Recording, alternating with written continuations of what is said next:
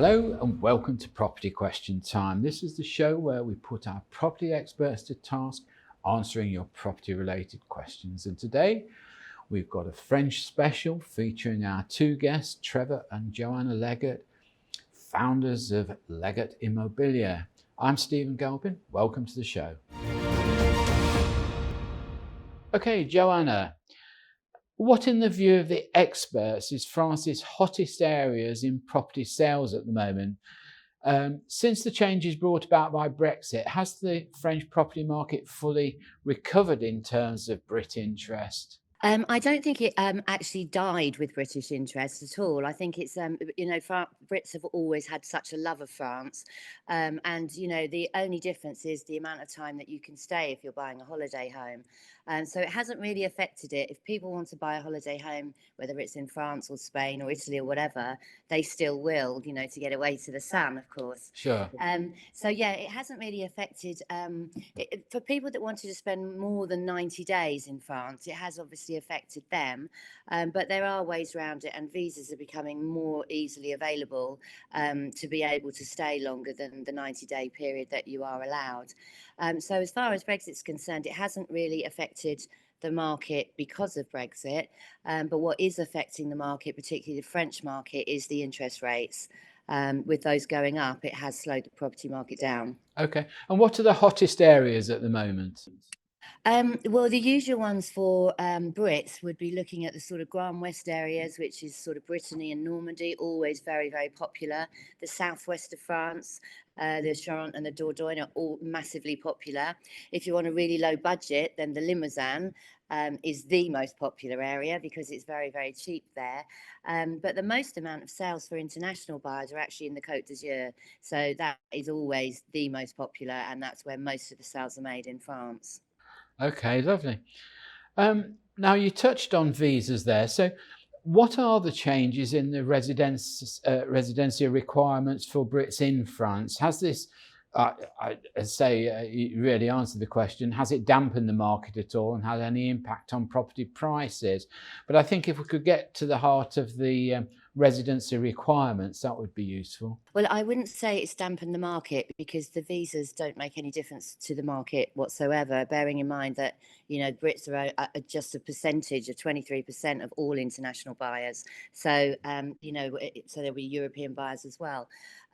With visas, yeah, that is an issue now. If you want to come and live in France, you have to apply for a long-term visa before you come, and then you have to apply for a residency visa when you get to France. And there is criteria to be able to get a residency visa. You would either have to be renting or own a property in France. You would have to have an income of more than 1,100 per month so that you can survive in France, and you'd have to prove that. Even things like criminal records now are an issue. If you have a criminal record, it can also be difficult to get the long stay or well, not necessarily a visa, but the residency permit. So there's a lot more that, before we could just move over, which I did, just move over to France, buy a house and live in it. But that has changed. So there is visa requirements. You need to do that in the UK. There's so much information online. You can go onto the government site, tells you exactly how to do it. There's about 23 different types of visas. It could be student, it could be work permit. There's all different types of visas, but they're all available online. So you can go online and have a look. You apply for your visa before you come to France, and then obviously your stay can be extended. And it might be that you're going to do like sort of 3 months in France and then 3 months in Spain. So again, you would have to make sure that you have that visa in place for a long stay, because the maximum you're allowed to stay now in any 6 months is 90 days. Okay, so step by step, the first visa that you apply for in the UK is for how long? Well, that depends on how long you want to stay for. If you were looking at if you were looking at moving to France permanently, then you would look for a long stay visa and let the embassy know that you are applying for residency. So you'd want a long stay visa while you look in France or buy a property, or you're moving to France and you already have a property. So you would go for the long stay visa then. And then within the first 3 months of you being in France, you would go to the prefecture which is like the local town council, and you would apply for a residency, which is known as a carte séjour, and that gives you permission. You could get that for 1 year, 5 years, and then when you've been here 5 years, you get a 10-year one, the carte séjour.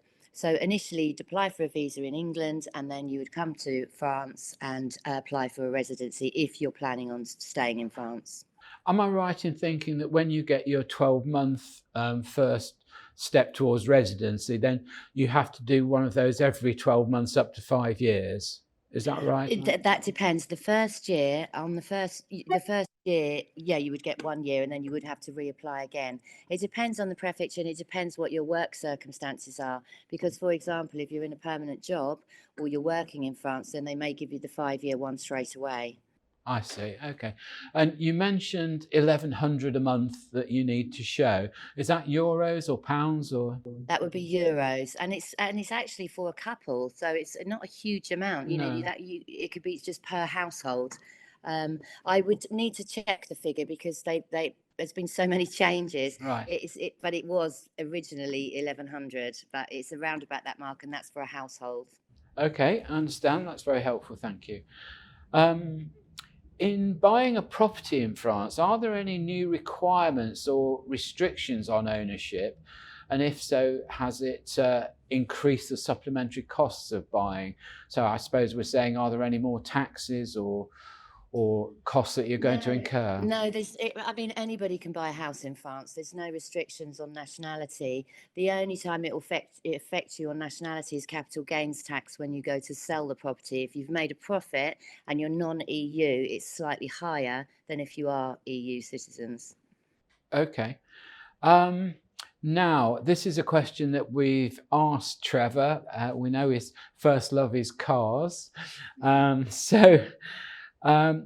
just wondering whether buying a car in France is now the preferred route. I think if I've done my homework and read my news clips properly, I think it's rather more difficult to take an English car there now. Yeah, it's that's exactly right. First of all, you'd have to pay import tax on bringing the car into France. You would have to re-register the plates because you can't insure an English car in France. It would have to be on French license plates now.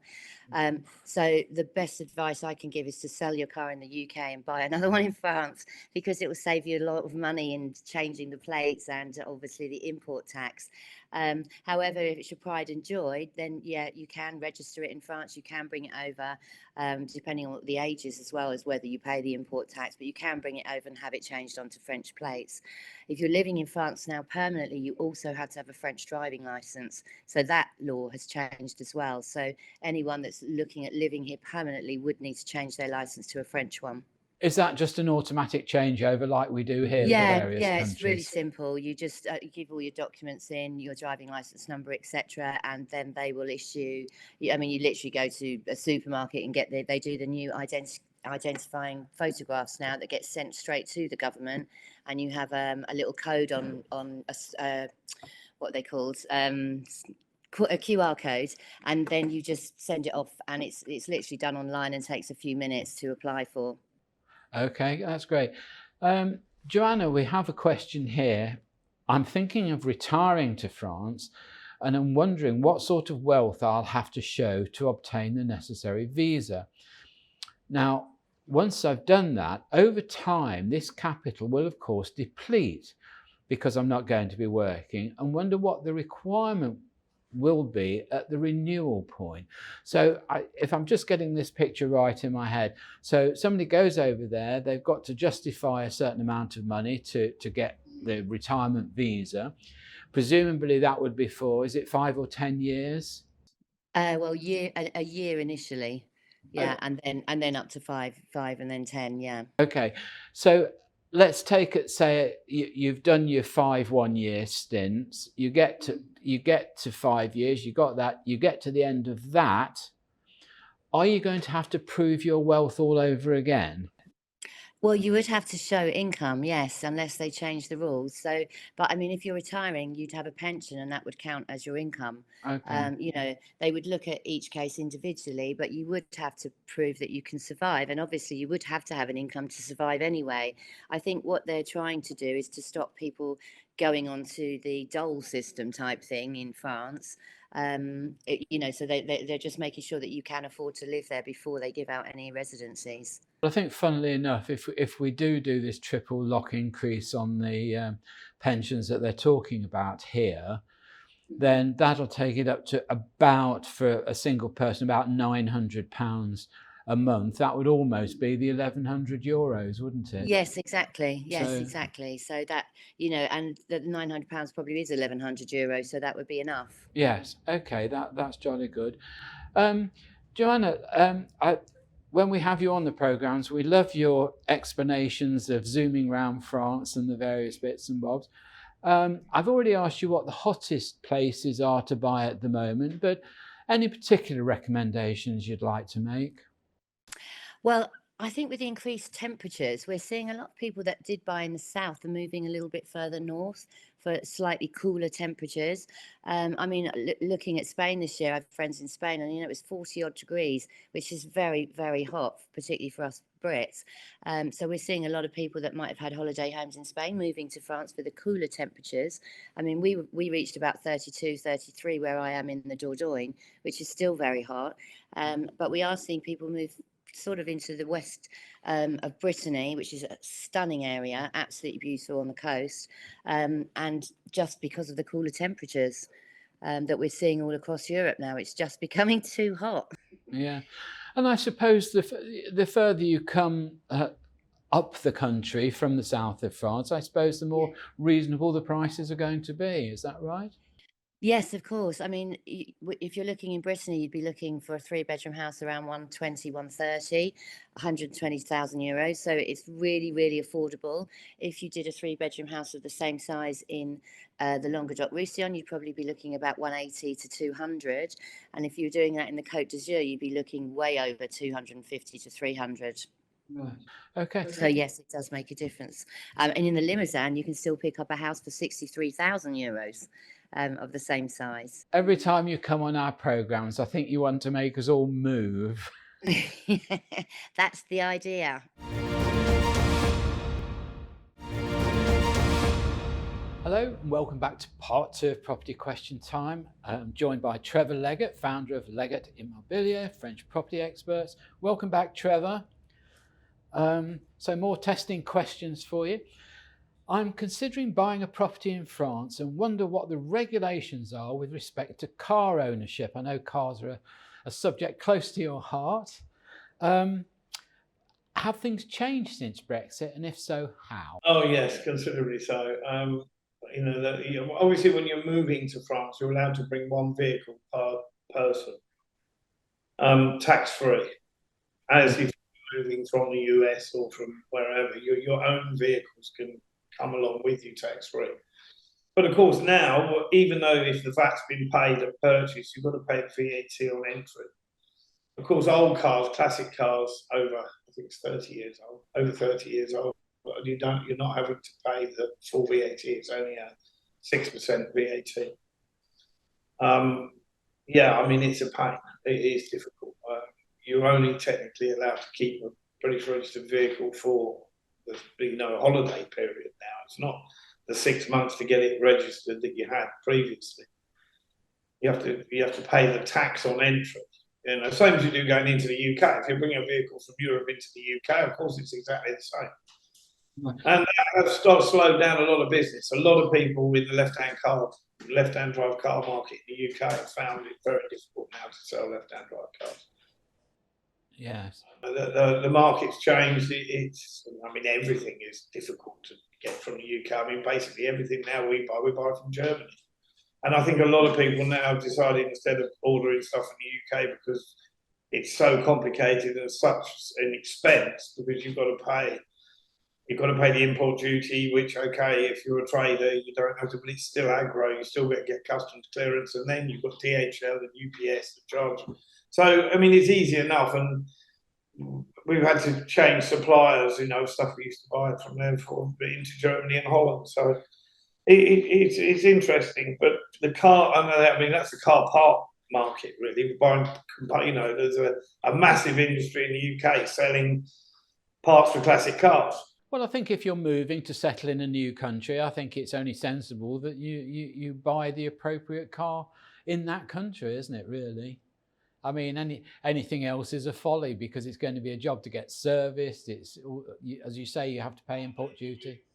The service is easy. I mean, the dealers will service right-hand drive vehicles. It's not a problem, but it is quite dangerous driving a right-hand drive vehicle on the wrong side of the road. You can't overtake easily. If you're on your own and you're behind a lorry, obviously you can't get past it very easily.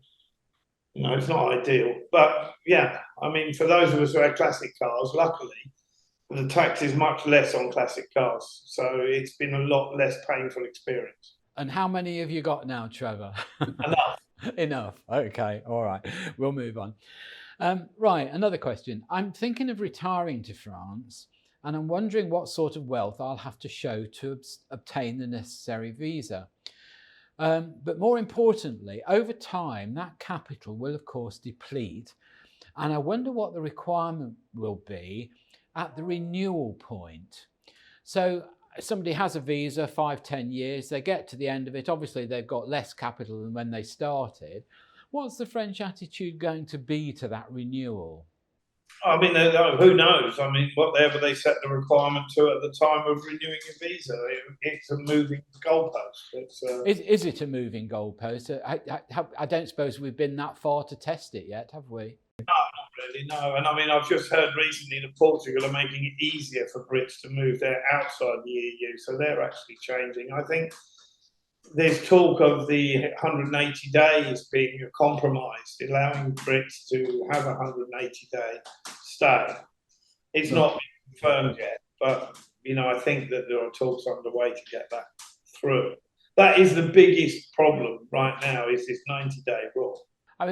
Yes, I mean, it's difficult, isn't it? It's hard to think I'm going to invest money in a property in a country, and then I'm going to have quite a sort of penal restriction put on me in terms of time there. It doesn't make it very cost effective. A lot of people now realise they can get the extended visas easily. So once you've done the procedure, although it's a pain, and you've got to go back and do the same procedure that you'd already done a year ago to get in the following year, which is complete nonsense, because you haven't changed anything probably since the last time you applied for it.